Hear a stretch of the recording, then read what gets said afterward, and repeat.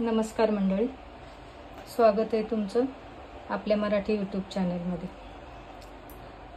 आज आपण बनवणार आहोत सोयाबीनची भाजी। सोयाबीन म्हणजे कडधान्य नाही, वडी सोयाबीन। त्यासाठी लागणारे आपल्याला सोयाबीन भिजवलेलं, साधारण 1 तासभर तरी सोयाबीन भिजवावं लागतं।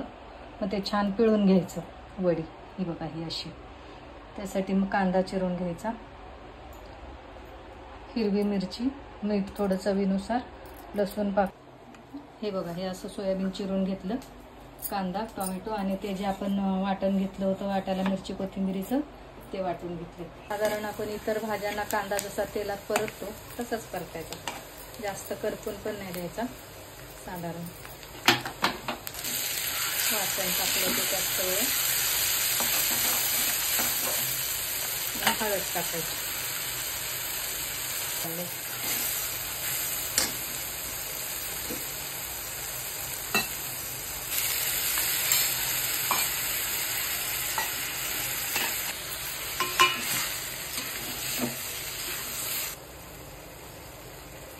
करून सांगा, व्हिडिओ आवडला तर लाईक करा, शेअर करा, सबस्क्राईब करा।